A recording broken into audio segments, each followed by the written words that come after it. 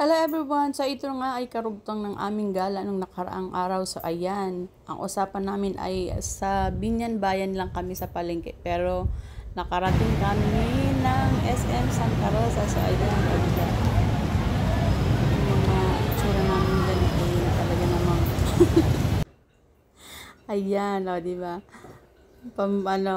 Pero okay lang yan, wala yan sa lagi natin tatandaan ang pagpunta na kung saan man yang lugar, kung ano man yan, kahit anong suot natin, basta maayos, malinis tayo, okay lang yan, wala yan sa suot. Ang importante kaya natin dalhin ang ating mga sarili, sa ayan. Kaya yan, nakarating kami ng SM sa mga suot namin na pang lang. Pero okay lang yan, katulad ng sinabi ko, wala yan sa suot, sa pagdadala yan. Kaya i-enjoy na lang yung mga ganitong moment. Yan. Kaya ikot-ikot kami. Tagal na rin namin hindi nakapunta ng SM Santa Rosa. So, ayan nga, at may mga bit-bit pang basket. Hindi. Kasi nga nakapamili na kami yan sa sa bayan ng mga uniform. So, bigla lang naisipan nilang pumunta dito sa SM kasi may bibilin pala. So, kaya ayan. Syempre ako, video lang kasi wala naman akong bibilin dahil wala naman akong pambili, kaya ayan na lang, tingin-tingin lang, at least yung mata ko nabusog dito katitingin ng mga magagandang mga bagay-bagay. Sa ayan, share ko din sa inyo para at least may karamay ako. O diba, ang dami talagang pwedeng bilhin dito, yun lang talaga ang problema ko, pambili. Yan, o diba, sarap window shopping. So, ayan. Magsasawa kayo sa kakatingin ng kung ano-ano mga magagandang bilihin dito. Yan. Ang laki nitong SM Santa Rosa. So, itong napunta namin, pa lang to. Kung ano yung mga display dyan. Ganyan lang yan. So, yung kabuuan nito, sobrang laki kasi may extension pa nga ito eh. Sa susunod, natin yan. I-share ko din sa inyo yung iba pang parte ng ng mall na to. Sobrang laki nitong mall ng Santa Rosa na to eh. So, ayan nga, dito lang talaga ang sadya namin. O, di ba nabubulol talaga ako kahit Tagalog? I don't know why. So, ayan. O, di ba may mga bit-bit pa silang matawag dito?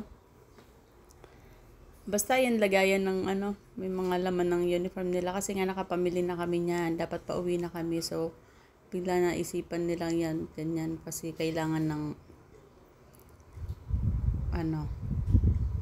mga bag. So, ayan nga, syempre, ikot-ikot din. Habang sila namimili, ako naman ay gumagala. Kasi ito din yung aking dito.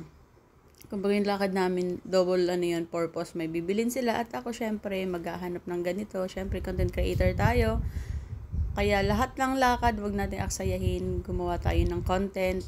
Kung may oras, pagkakataon para at least yung lakad natin, hindi lang kung ano yung lakad natin, yun lang, at least meron pa rin tayong magagawang content. So ayan nga, at ako'y paikot-ikot lang, video para may ma-share na naman sa inyo. So ayan nga, at ang dami talagang pwedeng mabili dito. Kaya sa mga gustong mag-shopping, so ayan, punta na kayo dito sa SM Santa Rosa. Ayan, halos lahat ng gusto nyo nandito na. Wala lang ditong wala ka dito mabibili pag wala kang pera. So ayan nga, at ako'y kung saan na nakarating dahil wala naman akong bibilin at walang pambili, kaya ayan na lang, nililibang ko na lang yung sarili ko para hindi ako boring magantay. So ayan, diba, kung saan na ako nakarating, pero okay lang yan, at least marami akong sa inyo na i-share sa inyo. At syempre, sabi ko nga, wala pa yan sa kalahati ng SM na to kasi sobrang laki nito. So, ayan nga, bumalik na ako at ayan, namimili pa rin sila. Ayan.